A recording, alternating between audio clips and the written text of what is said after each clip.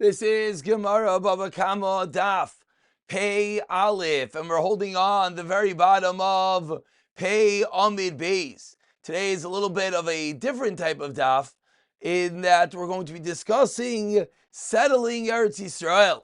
And I guess before we begin, we should begin with a tefillah. The B'siyata D'Shmayas, we're going to be discussing Yeshua Asara Tanoyim, 10 conditions that were made in order that the settling, the division in all parts of it went smoothly. Psiyata D'Shmaya, we should be back at such a day, settling Eretz Yisrael with Mashiach very soon. So we pick it up on the last line of Pei Amid Beis, in which the Gemara begins with a statement. Tanu Rabbanan Asara Tanoyim Hisi Yeshua. Yeshua made 10 stipulations. And these 10 stipulations, as we turn over to Pei Aleph Amid Aleph, in classical Gemara sense, we're going to list what the 10 were, and then the Gemara is going to take a deep dive and go through one after another in explaining them. Says the Gemara, Sheyihu Marin B'chayrashin. And this, of course, the reason why this comes up over here, that they should allow the behemais, Becharshin and Akvi Yakbe, the Bali Hayar, those who are in the owners of the forest, should not be makbid on even a privately owned forest, and rather allow animals to pasture there. Number 2 is Umalaktim Eitzim Besadoi Sehem. Number 2 was allowed to gather wood from each other's fields. Number 3, Umalaktim Asavim B'chol Makayim. You're allowed to gather asavim, grass for animal feed, from any place, chutz, except for mitilton, except for a place where tilson, where fenugreek grows in such a place, you're not allowed to collect the grass without rishos. Number 4 is v'koitmin in nitiyos b'chol makayim. They were allowed to cut down the nitiyos, the shoots, in every place, chutz, except for magrufas shel zayis. We know magrufas is a fistful. So 2 fistfuls, which is by the stump of the olive tree, you're not allowed to cut down. Again, all these things are going to be elaborated and discussed upon in the coming Gemara.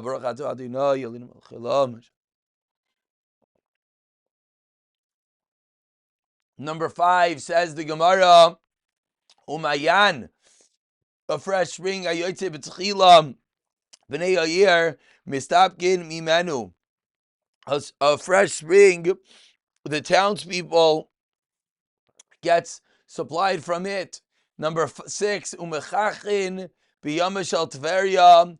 They're allowed to fish in the yam, in the ocean of Tveria. Ubavad sheyifrais kala. They have to be careful; they cannot spread out a kala, which is a type of net. The yamid as a sfina, which potentially could block a boat. Number 7, I believe we're up to. Nefanim lachari, I get there. And those who are traveling are allowed to use the bathroom behind the stone fence. Va'afilu b'sada malaya karkoi, and even in a field that is full of karkoi, and a type of plant, saffron. Number 8, yes. Umahalchin b'shvilei arishos, and you're allowed to walk to the sides of the road. Why? Ad shetered ravia shniya, until the second rain comes. The sides of the road are a fair game; anyone could walk on them. Number 9, umistalklin l'side derachin.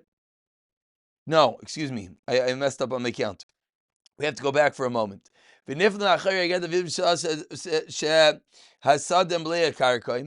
included in that, as we'll see in the Gemara, this is all really one and the same, because if this was a separate condition that we just read, we would end with 11. So really this one, is included. You're allowed to use the bathroom behind someone else's fence, 1, and you're allowed to walk on the sides of the road. Now we're up to number 8, and you're allowed to turn to the side of the road due to the seidos, the pegs of the road. And number 9, someone who's lost in a vineyard is allowed to be mafsig va'ila mafsig v'yarid. He allowed to cut his way through to get in and get out. And finally, number 10, umeis mitzvah kainem mekaimai. So 10 stipulations that Yeshua made with Klal Yisrael as they entered into Eretz Yisrael. So says the Gemara, now we're going to dive and explain each of these at length.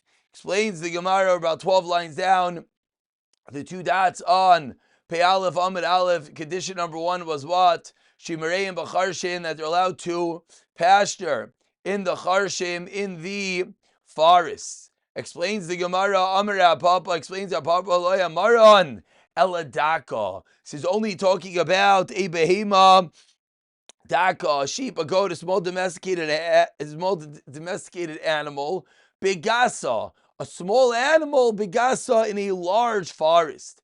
Aval daka bedaka, or gasa begasa loy. If it's a small animal in a small privately owned forest, or a large animal in a large privately owned forest, that one cannot do. V'kol shkein gasa bigdaka deloy, and certainly one cannot have a large animal graze in a small forest.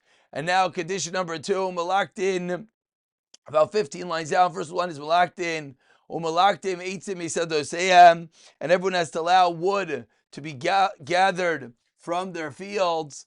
Malaktin eitzim misadoseyam, explains the Gemara, Layamaran. This is only referring to what type of wood? Elabehizmi vihigi. It's only referring to prickly shrubs and little trees. Aval b'shar eitzim lai, but real good geshemaka trees and wood you're not allowed to take. Va'afilu beizmi bihigi, says the Gemara. Loi mara ela b'mechubarim, while they're attached. Aval b'tzushim, once they're cut down. Loi va'afilu b'chubarim, even while they're attached. Loi amara and ela b'lach, when they're boys. Aval b'veishin loi ubelvad shelo yishroish. And finally, you're not allowed to cut off the branch. They have to be careful that it's not uprooted, that by cutting off the branch, you can't destroy the rest of the foliage growing there. We continue with condition number three, which was what? Umelaktim eitzim b'chol makayim. You're allowed to take wood in any, umelaktim eitzim, b'chol makayim. Chutz misadeh tilsan, except for a saffron field. This is very similar to the previous condition. Says the Gemara, Lememra, is this meaning to say, apologies, the highlighter, where did she go? There we go. Lememra de Tilson malu asavim. Sounds like Tilson grows asavim. Again, just to clarify, I think I read it wrong. The previous condition was malaktim eitzim. This condition is malaktim asavim, grass. Says the Gemara, it sounds like Tilson, saffron bushes, grow grass. If that was the one case, not. But ask the Gemara v'reminu, I'll ask you a stira. Tilson also im mine asavim ein mechayvin oisei lakar. You're not allowed to uproot it. So says the Gemara, how do you answer up the stira? Amar av Yirmiyah loy kasha kan bezera kan leziren. The two different things going on over here. The Mishnah is referring to if you're growing it for the seed, kan lezirin, where our Brisa says you're growing it for the stalks, which are edible, as the Gemara explains, lezera. If you're growing this tilson, if you're growing for tilson, I don't know if I said saffron, excuse me, this is fenugreek, whatever these two things are. If you're growing a lezera for the seed, then kashla asavim, that something is bad for it. Demachshi la, because it weakens it. However, lezirin, if you're growing it to eat, then mali la, then it's good for it. Why? The chikaimoy beinei asavim mirkava, rest on the grass, and it is good for it. Teretz number one. Teretz number two, Ibai Yisema, says the Gemara, kan la'adam kan lebehema. Two different reasons why you've been taking the grass. The kivin del behemo tizara asavim nami mebayole. Since it's for the animal feed, therefore the owner wants even the grass of the fenugreek for the animals. Ask the Gemara, very nice, but minayadinan, how do we know what's the reason why this was planted?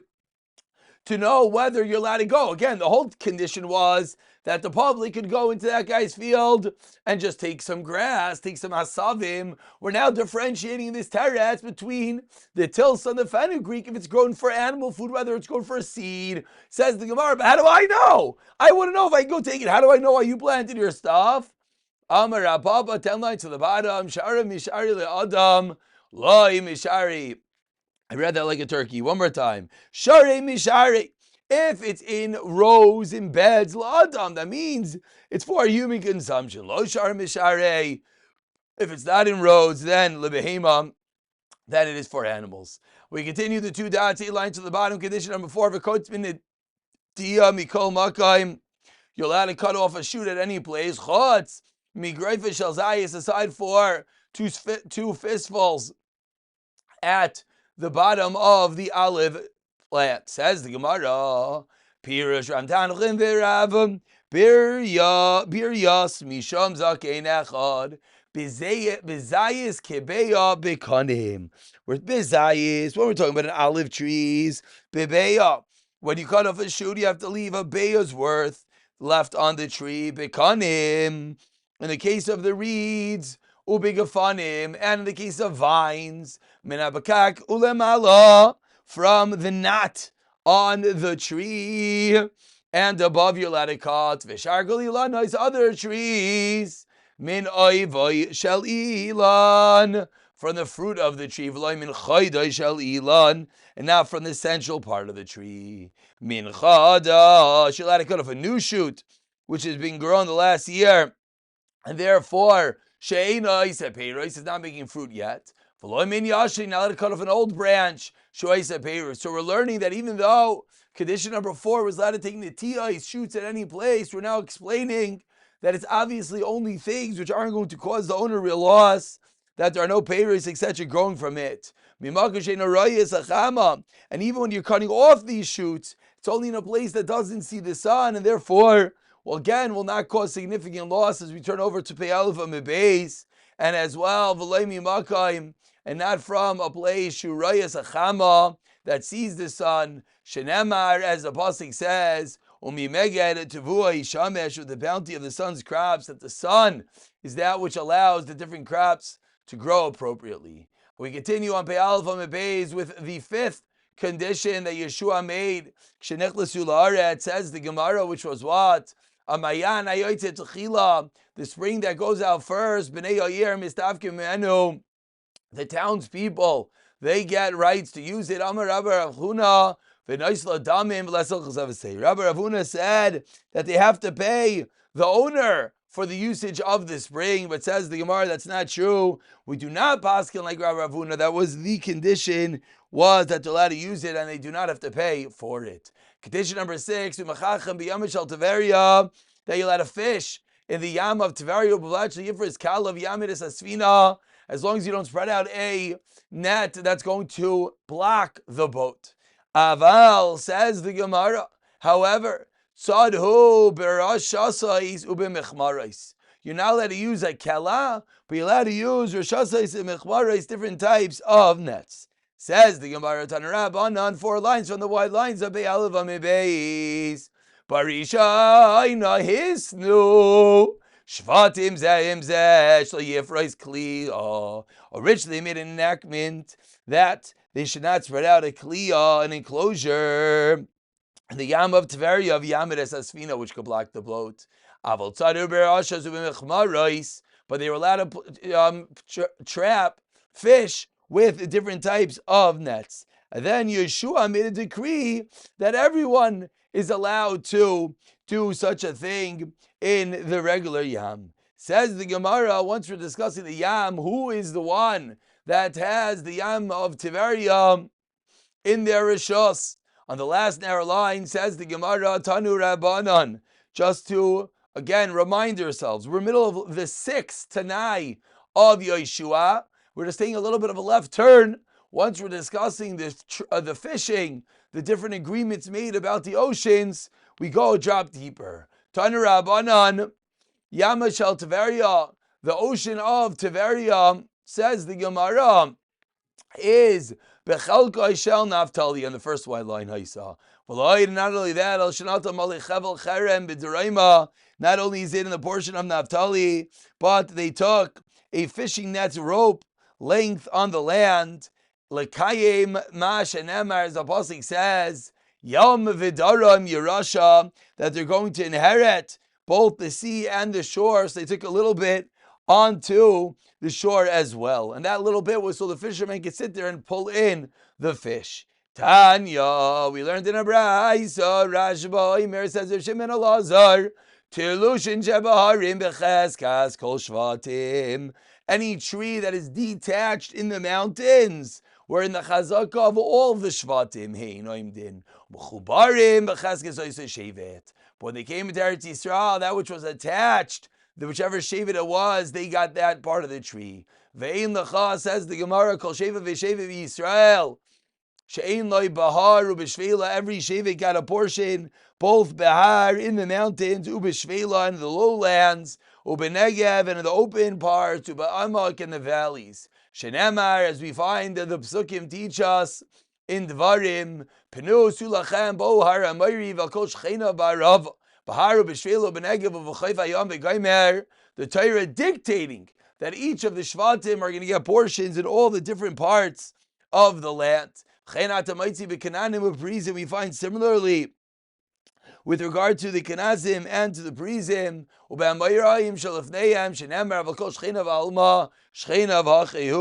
says Al Kol Shchenav. What do we see? We see that when the Pasuk puts them all together, shows us Kenan and on the Merayim were the neighbors by the different Harim and the Makim, etc. And this is where the Shvatim subsequently were Yerush it from. Continues the Gemara up to Tanai number 7. We're about 8 lines down, the 2 dots. Here's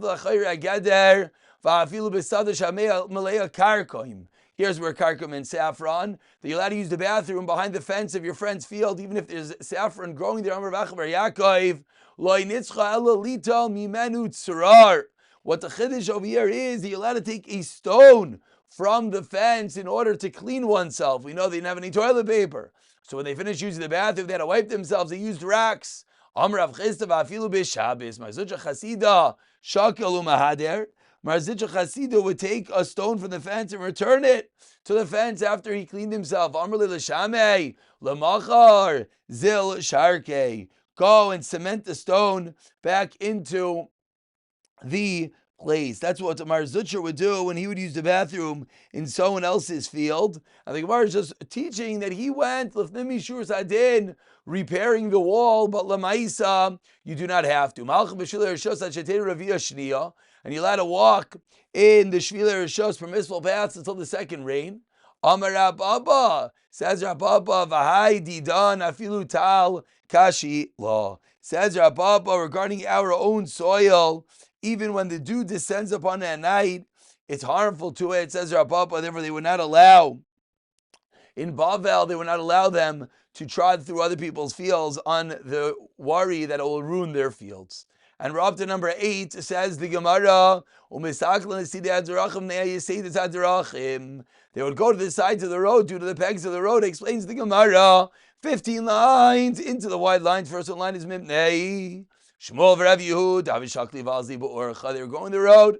Havi mistalik Shmuel etzidei adrachim. So Shmuel's going on the sides of the road. Amr Rav Yehuda Tanayin Shesti Yeshua Afil beBavel. They were traveling at Bavel. So Rav Yehuda says to Shmuel,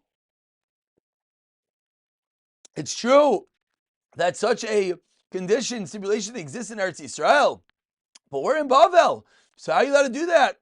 Amr Lei explains Shmuel Shani Oimer Fil b'chutz la'aretz. Yes, Rabbi Rav Chia v'Shakli v'Alzi b'Orcha, they're walking the road, is telling the Sidei Drachim Havikam Avsiya v'Alzor Rav Yehuda ben Kenusa Kaimayu. So they went to the side of the road, and Havikam Avsiya v'Alzor Rav Yehuda ben Kenusa was walking ahead of them. Amr Lei Rabbi Rav Chia miyavi zeh shamari gedol b'fanenu. Who is this that's exhibiting greatness, that he's showing that he's greater than us in front of us? Amr Rav Chia said, Shema Rav Yehuda ben Kenusa, Talmidi, his name is Rav Yehuda ben Kenusa, and he's my Talmud.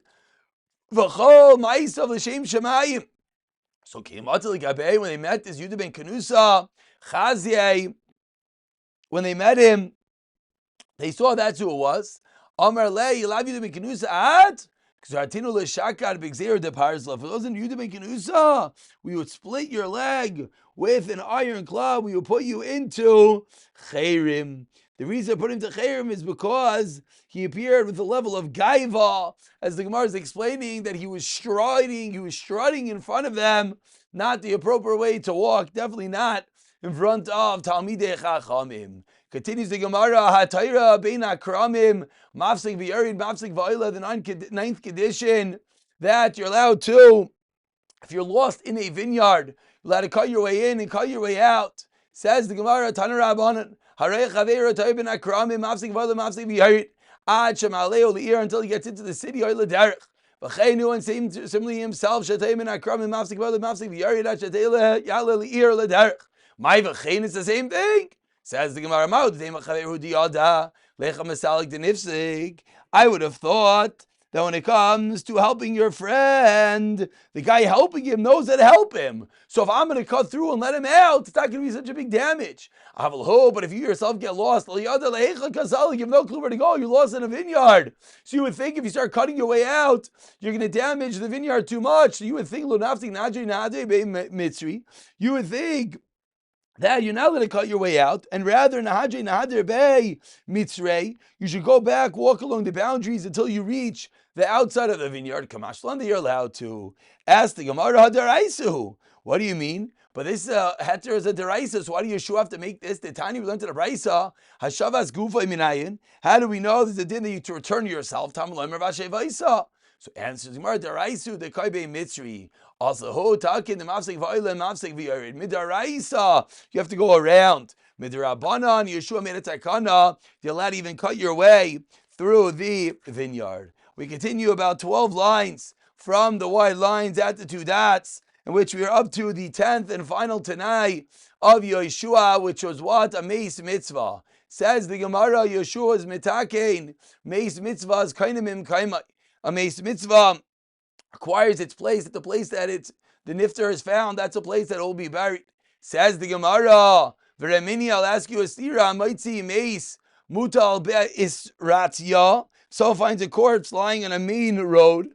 Mafaneo liyamin isratya. You should move the mace to the right shoulder of the road. Or lismol isratya. However, sadeh ubar sadeh near. Let's say next to the main road, there's two different types of fields next to the road. We have a field that's not planted, a field that is plowed. Put the mace in the unplowed field. Sadenir v'sada zera, a plowed or a planted field. Basically, we're trying to minimize the damage.